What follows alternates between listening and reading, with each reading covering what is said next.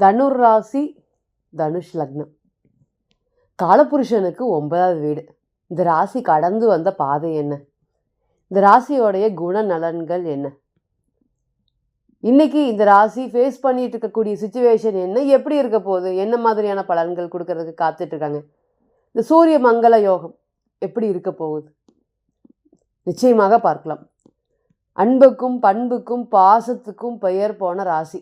தான் சந்தோஷமாக இருக்கிற தன்னை சுற்றி இருக்கிறவங்களையும் சந்தோஷமாக மகிழ்ச்சியாக பார்த்து சொல்லக்கூடிய ராசி யாருன்னா இந்த தனுசு ராசி தான். எல்லார் மேலேயும் கவனிப்புங்க. இந்த தனுசு ராசியில் பிறந்தாவே யாரை விட்டு கொடுக்கணுங்கிறதே இல்லைங்க. எல்லாத்துக்கிட்டேயும் விட்டு கொடுத்துட்டு வாழ்ந்துட்டு போகக்கூடிய ராசி, அடுத்தவங்களுக்கு உதாரணமாக இருக்கக்கூடிய ராசி. குரு பகவான் சொல்லவே தேவையில்லை. ராசிக்கு 9ஆம் அதிபதினு சொல்லக்கூடிய காலபுருஷனுக்கு 9ஆம் அதிபதினு சொல்லக்கூடிய குருவோடைய ராசியில் பிறந்த நீங்கள் ரொம்ப ரொம்ப ரொம்ப நல்லவங்களாக இருப்பீங்க. நல்ல விஷயங்களை பயணிப்பீங்க. ஒரு தப்பான ஒரு எடுத்துக்காட்டு யார் சொன்னாலுமே, அது எவ்வளோ விஷயங்கள் இருந்தாலும், ஒரு 30 to 35 இந்த ஏஜ் டச் ஆகிட்டாவே ஆட்டோமேட்டிக்காக உங்களுக்கு ஸ்பிரிச்சுவலில் அதிக மாற்றம். அதுக்கு முன்னாடி பாருங்கள், பெருசாக ஈடுபாடு காமிக்க மாட்டீங்க, ஆர்வம் காமிக்க மாட்டீங்க. கோயிலுக்கு போனால் கூட ஜஸ்ட்டு ஃபோனை நோண்டிட்டு வந்துடுவீங்க. ஒரு 10 நிமிஷம் ஸ்பெண்ட் பண்ண மாட்டீங்க. இன்றைக்கெல்லாம் கோயிலே கதி. எந்த ஒரு விஷயம் எடுங்க, கோயிலே கதின்னு இருக்கக்கூடிய ராசி.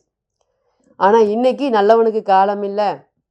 இங்கே ஃப்ராடு பித்தலாட்டம் ஏமாற்றம் பண்ணுறவங்களுக்கு தான் மதிப்பு மரியாதை கௌரவம். கிட்டத்தட்ட குடும்பத்துக்காக ஓடி ஓடி வருத்தப்படக்கூடிய ராசி. இன்றைக்கி விவரம் தெரியாத வயசில் அவங்களுக்காக நிறைய உழைச்சி சம்பாரித்து கொடுத்துட்டீங்க. இன்றைக்கி யார் வேணாலும் இவனை ஈஸியாக ஏமாற்றிடலாம் அப்படிங்கிற பேர் தான் வாங்கியிருக்கீங்க.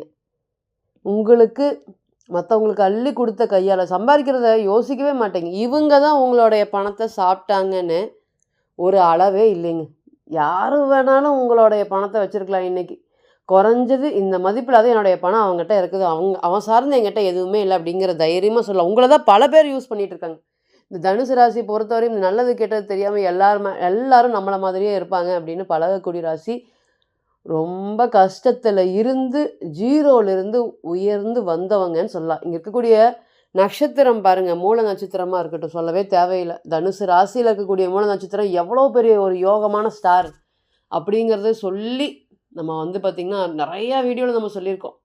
தனுசு ராசி மூல நட்சத்திரம் போது போராடி வாழ்க்கையில் ஜெயிக்கக்கூடிய பெண்கள் ஆண்கள் எதுவுமே இல்லை. இன்றைக்கி நான் இந்த அளவுக்கு இருக்கேன், இதுக்கு கடவுளோடைய அனுகிரகம் தான். எப்படி மாறிச்சுன்னு தெரில இந்த விஷயங்களை. டக்குன்னு வாழ்க்கையில் நான் ஜெயிச்சுட்டு போயிட்டே இருக்கேன் அப்படின்னு தைரியமாக சொல்லலாம். எந்த ஒரு சூழ்நிலையிலையுமே அந்த கிவ் அப் அப்படிங்கிறது தனுசு ராசி விடவே விடாதுங்க. இங்கே என்ன நட்சத்திரமான இருக்கட்டுங்க, மூலம் பூராடம் உத்திராடம் எது இருந்தாலும் பாருங்கள், மூலம் இருந்தாலும் சரி பூராடம் இருந்தாலும் சரி ராசிக்கு 11ஆம் அதிபதி ஸ்டாரு, உத்திராடம் இருந்தாலும் 9ஆம் அதிபதி ஸ்டார். நின்று ஜெயிச்சு வெற்றி அப்படிங்கிறத ஒன்றை பறிச்சுக்கிட்டு தான் அவங்க வாழ்க்கையில் கீழே இறங்குவாங்க. அச்சீவ்மெண்ட் அப்படிங்கிறது இந்த ராசியை பொறுத்தவரை ரொம்பவே அதிகமாக இருக்கு. ஆனால் இன்றைக்கி ஏற்றி விட்ட ஏணியாக அதே இடத்துல நிற்கிறாங்க. பெரிய அளவுக்கு வளர்ச்சிகள் இல்லை. எல்லார் வழியிலையும் ஏமாற்றம். நம்ம ஒரு ஜாதகத்தை பார்க்கும்போது தெளிவாக சொல்லியிருந்தோம், எல்லாரும் ஏமாத்துறதுக்கு காத்துட்ருக்காங்க. வளம் பெற்ற கிரகங்கள் எல்லாம் இருக்குது, நீங்கள் கொஞ்சம் கவனமாக இருங்க. இல்லை மேடம், எல்லாரும் என்னை சுற்றி நல்ல நண்பர்களாக 10 வருஷம் 15 வருஷம் பழகினவங்களாக இருக்காங்க, ஏமாற்றம் அப்படிங்கிறது வராது. கரெக்டாக அந்த தசா புத்தி வந்துச்சு, அவங்க லாக் ஆகிட்டாங்க. நல்லா பழகிட்டு இருந்தாங்க, அவங்கக்கிட்டே பார்த்திங்கன்னா பணம் பொருளாதாரம் சார்ந்த பெரிய இழப்பீடுகளை சந்திச்சிட்டாங்க. இன்றைக்கி கிட்டத்தட்ட ஊரை விட்டு ஒதுங்கி இருக்கக்கூடிய சூழ்நிலைகளில் தான் இருக்காங்க. என்ன மேடம் பண்ணுறது, இதுக்கு என்ன மேடம் பண்ணுறது, நீங்கள் சொன்னீங்க நான் கேட்கவே இல்லை, இன்றைக்கி என்ன அப்படிங்கிற மாதிரி ஒரு சுச்சுவேஷன் வந்துச்சு. என்றைக்குமே தசா புத்திகள் ஒன்று சேரணும். அது சேர்ற வரையும் கோச்சாரம் கொடுக்கக்கூடிய பலன்களை தானாக கொடுத்துட்டே இருக்கும். இந்த தசை, இந்த கோச்சாரம், இந்த பிறந்த கால ஜாதகம் இதெல்லாம் இணையும் போது பெரிய அளவுக்கு பிரச்சனைகள் வரும். ஸோ அது எந்த அளவுக்கு பிரச்சனைகள், அது ஷார்ட் டைமா லாங் டைமா அப்படிங்கிறது பிறந்த கால ஜாதகம் மட்டுமே தான் பதில் சொல்கிறதுக்கு கடமைப்பட்டிருக்கு. எந்த ஒரு விஷயமுமே இப்போ நம்ம சொல்லக்கூடிய எந்த ஒரு விஷயமே கோச்சார பலன்கள் தான். 20 to 30% மட்டுமே தான் பொருத்தப்படும். உங்களோட பிறந்த கால ஜாதகம் மட்டும்தான் ஒரு ஃபோட்டோகிராஃபி மாதிரி எல்லா விஷயத்துக்கும் பதில் சொல்கிறதுக்கு காத்துட்ருக்கு. எதை நோக்கி போகலாம், எதை நோக்கி போகக்கூடாது, காதல் எப்படி இருக்க போகுது, திருமணம் எப்படி இருக்க போகுது, லவ் ரிலேஷன்ஷிப் எப்படி இருக்க போகுது, திருமண வாழ்க்கை ஆஃப்டர் மேரேஜ் எப்படி இருக்க போகுது, தொழில் எப்படி இருக்க போகுது, இன்னைக்கு நிலைமை என்ன, நாளைக்கு நிலைமை என்ன, ஃப்யூச்சரோட நிலைமை என்ன, எந்தெந்த இடத்துல நம்ம ஸ்லோ பண்ணணும், எந்தெந்த இடத்துல நம்ம ஸ்பீடு பண்ணணும், இது எல்லா விஷயத்துக்குமே பதில் சொல்கிறதுக்கு பிறந்த கால ஜாதகம் மட்டுமே தான் கடமைப்பட்டிருக்கு. ஸோ நம்மக்கிட்ட ஒரு குணம் கேரக்டர் இருக்குது. இதுக்கு முன்னாடி இருந்த தனுசு ராசி இப்போ இருக்கக்கூடிய தனுசு ராசி வேறு அடித்து சொல்லலாம். இந்த குரு 8க்கு போனதுக்கப்புறம் தனுசு ராசியோட நிலைமையே வந்து பார்த்திங்கன்னா என்ன பண்ணினாலுமே எதை என்ன விஷயங்கள் பண்ணால் சரியாகும். நான் ரொம்பவே ஸ்ட்ரெஸ்ஸில் இருக்கேன் அப்படின்னு சொல்லாத நாட்களே இல்லை. எல்லா எடுத்தாலுங்க எங்கே எடுத்தாலும் எங்கேயோ சர்க்கிள் விழுகுது, குடும்பத்துக்காக தேவைன்னு ஓடுனேன், இன்றைக்கி நான் வந்து அனாதையாக இருக்கிறேன், குழந்தைகள் எல்லாத்தையும் கட்டி கொடுத்துட்டேன், இன்றைக்கி அவங்களும் எங்கூட சேர்ந்து கஷ்டப்படக்கூடிய சூழ்நிலை இருக்குது, ஆல்ரெடி எங்கள் வீட்டுக்காரும் சரியில்லை, இந்த மாதிரி வருத்தங்கள் தொடர்ந்து இருக்குது. நான் என்ன சுயநலமாக இருக்கேன், அடுத்தவங்க மாதிரி யாருமே என்னை புரிஞ்சுக்கல, என்னுடைய உணர்ச்சி இல்லாமல் என்னை வந்து பார்த்திங்கன்னா கஷ்டப்படுத்துகிறாங்க அப்படின்னு நீங்கள் கஷ்டப்படுறேன்னு வெளியே சொன்னாலுமே இன்றைக்கி உங்களைய அப்படியா இதெல்லாம் உனக்கு தேவைதா அப்படின்னு வருத்தப்படுறதுக்கு ஆள் இல்லாமல் உங்களை டீமோட்டிவேட் பண்ணுறது தான் ஆள் சுற்றி இருக்காங்க. அதுக்கு தான் தனுசு ராசிக்கு கூடவே நிறையா பேர் இருக்காங்க. அதனால தான் தனுசு ராசி கிட்டத்தட்ட யாருமே வச்சுக்க மாட்டாங்க. ரொம்ப ரொம்ப ரொம்ப கொஞ்சம் பேர் தான் நம்புவாங்க. அந்த கொஞ்சம் பேரும் கடைசியில் இவங்களுக்கு ஏதாவது ஒரு பாதிப்பை கொடுத்தாம போகவே மாட்டாங்க. இதெல்லாமே இந்த ராசியோடைய இன்றைக்கி ஃபேஸ் பண்ணிட்டு இருக்கக்கூடிய சுச்சுவேஷன் நம்ம சொல்லிகிட்டு இருக்கோம். இந்த நேரத்தில் சூரிய மங்கள யோகம் அப்படிங்கிற கிரக சேர்க்கைகள் சூரியனும் செவ்வாயும் இணைவது ராசியிலே ரொம்ப நாள் கழித்து இணைஞ்சிருக்காங்க. இது என்ன மாதிரியான பலன்களை கொடுக்கறதுக்கு காத்துட்ருக்கு நிச்சயமாக பார்க்கலாம். முதல் சொன்ன மாதிரி ஒரு விஷயங்களுக்கெல்லாம் பிறந்த கால ஜாதகம் தான் இந்த கோச்சாரம் அப்படிங்கிறது 20 to 30% கிட்டத்தட்ட. அதுவுமே பிறந்த கால ஜாதகத்தில் உங்களுக்கு ராகு இருந்துச்சுன்னு வச்சுக்கோங்களேன், இந்த பலன்கள் அப்படியே மாறிப்படும்.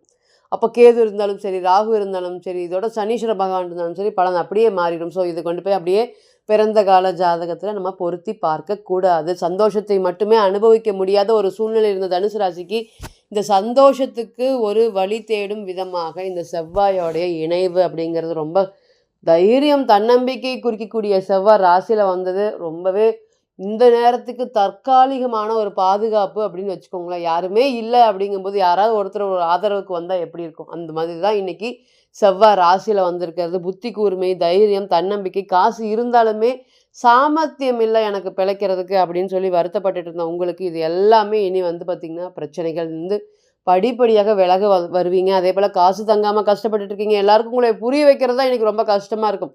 எல்லார்ட்டிருந்தும் கிட்டத்தட்ட சகோதரனோ சகோதரியோ அப்பாவோ அம்மாவோ எல்லாருமே தனுசு ராசியை பொறுத்தவரை அம்மாவோடைய ஆதரவே பெருசாக இருக்காது. நம்ம சொல்லிகிட்டே இருக்கலாம், எவ்வளோ வேணாலும் சொல்லலாம். ஆனால் ஏதாவது ஒரு சூழ்நிலையில் அம்மா அவங்களுக்கு சாதகமாக நடந்துக்கிறத அப்படியே கண்கூடாக பார்க்கலாம். உங்களை மீறி ஒரு விஷயங்களும் நடக்கிறது மனதளவில் உடல் அளவில் இன்றைக்கி தனுசு ராசி எவ்வளோ அளவுக்கு காயப்பட்டிருக்கு அப்படிங்கிறது அவங்களுக்கு மட்டும்தான் தெரியும். உங்களுக்கு எல்லாருக்குமே பொதுவாக வந்து பார்த்திங்கன்னா வெளியே சொல்லக்கூடிய பழக்கமும் இல்லை. அதனால் குடும்பத்துக்கு அர்ப்பணித்தா குடும்பத்துக்கு ஓடினா இன்றைக்கி ஊரை விட்டு ஒதுங்கி இருக்கக்கூடிய ஒரு சூழ்நிலைகள், விட்டு கொடுக்கக்கூடிய மனப்பான்மை இருந்தும் நான் கஷ்டப்பட்டுட்டே இருக்கிறேன், இந்த கஷ்டப்பட்ட காலங்கள் மற்றவங்களுக்கு சொல்லி புரியாது, நம்ப வைத்து கழுத்தறுத்ததில் வந்து பார்த்திங்கன்னா தனுசு ராசியை பொறுத்தவரை அந்தளவுக்கு ஒரு பாதிப்புகள் எல்லாருமே.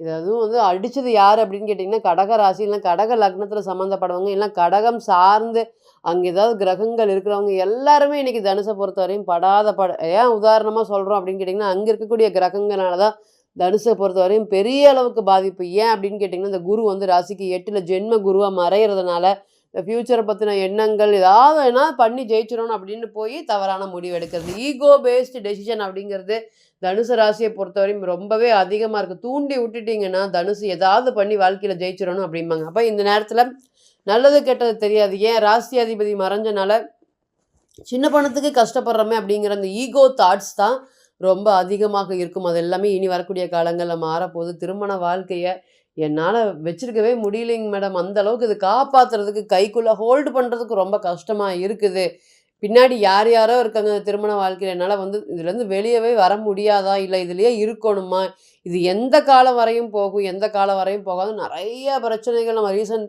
டேஸில் வந்து பார்த்திங்கன்னா தனுசு ராசி மற்றும் தனுசு லக்னம் பார்க்க முடியுது. ஏன்னா டிரான்சிட் வந்து அவ்வளோ ஒஸ்ட்டான காலமாக இருக்குது. யாராருக்கெல்லாம் வந்து பார்த்திங்கன்னா இந்த மாதிரி டிரான்சிட்டும் தசா புத்தியும் வந்து ரொம்ப ஒஸ்ட்டாக இருக்கும் அவங்க எல்லாருமே இந்த மாதிரி.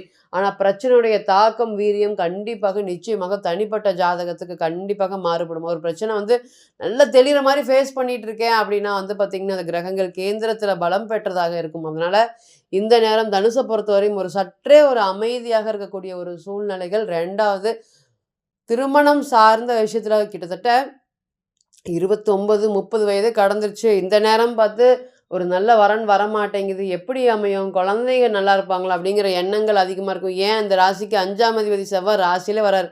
இன்னைக்கு நீங்க உங்கள நினைக்கிறத விட, உங்களுடைய குழந்தைகள நினைக்கிறது தான் ரொம்பவே அதிகமா இருக்கும். சந்திரன் செவ்வாய் மேல பயணிக்கக்கூடிய நாட்கள் எல்லாமே அப்படியே மனசுக்கு பித்து புடிச்ச மாதிரி ஆயிரும். ஒண்ணுமே பணத்த சேமிக்கலையே, பையனுக்கு ஒண்ணும் பண்ணலையே, புள்ளைக்கு நம்ம ஒண்ணும் பண்ணலையே, புள்ளைக்கு நம்ம காசு இருந்தும் கல்யாணம் பண்ண முடியாம போயிடுச்சு. நம்ம புள்ள நம்ம முன்னாடியே கஷ்டப்படுதே திருமண வாழ்க்கையில. இந்த மாதிரி தான் எண்ணங்கள் ஃபுல்லா உங்களுக்கு இந்த மாதம் சந்திரன் மேல பயணிக்கக்கூடிய இந்த செவ்வாய் நாட்கள் ஃபுல்லாவுமே இப்படிதான் இருக்கும். எழுதி வச்சுக்கோங்க.